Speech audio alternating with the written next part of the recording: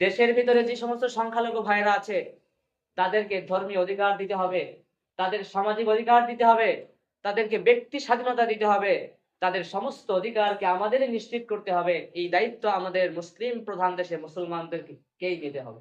আমরা দেখেছি বিভিন্ন সময় অমুসলিম সম্প্রদায়ের উপরে যদি কোনো ধরনের হাঙ্গামা দাঙ্গামা, কোনো ধরনের হামলা মামলা হয়, বহির্বিশ্বে পশ্চিমা বিশ্ব বিভিন্ন অমুসলিম কান্ট্রিগুলো আমাদেরকে জঙ্গি তকমা দিয়ে, আমাদেরকে সাম্প্রদায়িক বলে উস্কানি দিয়ে গালি দেয়।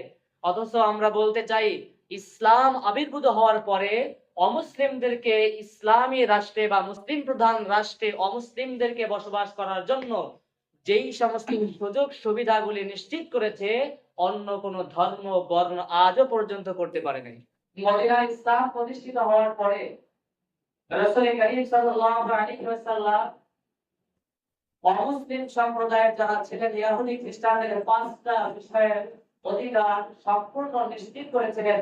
এক নাম্বার হচ্ছে, মুসলিম প্রধান দেশে মুসলমানদের উচিত হচ্ছে অমুসলিমদের শত্রুর হাত থেকে এই অমুসলিমদেরকে রক্ষা করার দায়িত্ব মুসলমানদেরকে নিতে হবে।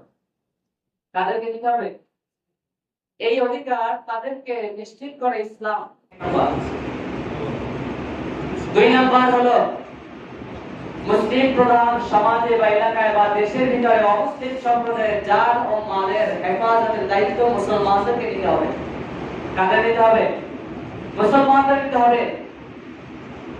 যেন কোনো অমুসলিম সম্প্রদায়ের সম্পদের ক্ষতি না হয়, তাদের বাড়িতে যেন কোনো ধরনের হামলা মামলা, কোনো ভাঙচুর না হয়, তাদের সম্পত্তি যেন কেউ লুট করে নিয়ে যেতে না পারে, তাদের জানের উপরে যেন কোনো ধরনের হামলা না আসে, তাদেরকে যেন কেউ অন্যায়ভাবে হত্যা করতে না পারে, তাদের এই জান ও মালের অধিকার নিশ্চিত করতে হবে মুসলিম প্রধান দেশে। তিন নাম্বার হলো, মুসলিম প্রধান দেশে যেই অমুসলিমরা বসবাস করবে, সেই অমুসলিমদের কাছ থেকে কোনো ধরনের চাঁদাবাজি, খাজনা, ট্যাক্স, বিভিন্ন ধরনের অর্থ তাদের কাছ থেকে সংগ্রহ করা যাবে। এই চাঁদাবাজি,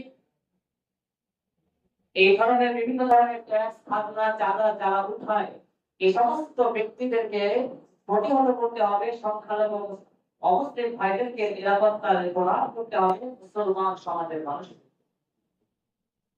4 নাম্বার হলো, মুসলিম প্রধান দেশে যে অমুসলমানরা বসবাস করবে, সেই অমুসলমানদের একটা অর্থনৈতিক এলাকা থাকে।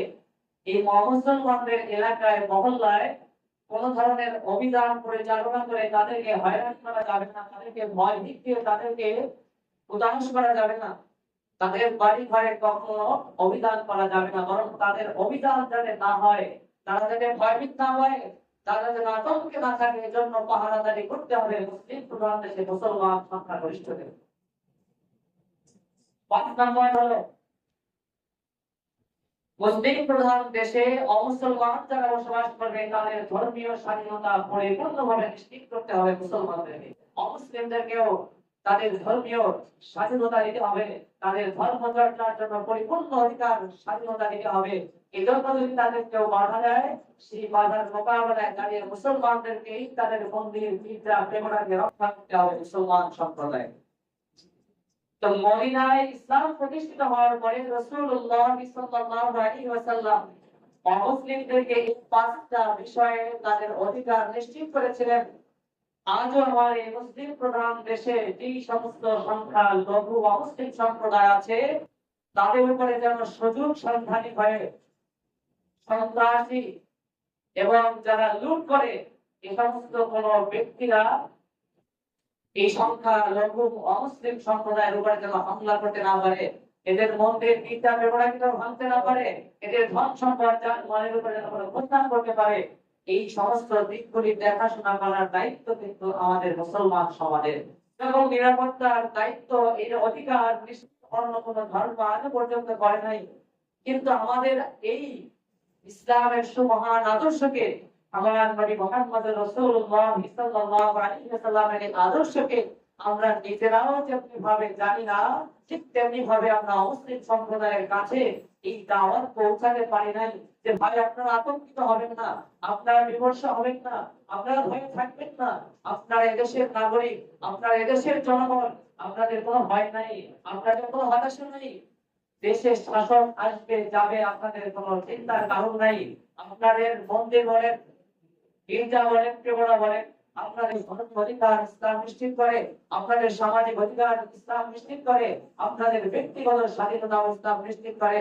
এদেশের মুসলমান আপনাদের উপরে হামলা করবে না। আপনাদের যদি কোনো ক্ষয়ক্ষতি হয়, কোনো সমস্যা হয়, আপনারা আমাদের কাছে আসবেন, আমাদের দ্বারে আসবেন, আমাদের কাছে বলবেন, আমরা ছাত্র আপনাদের পাশে থাকবো ইনশাআল্লাহ।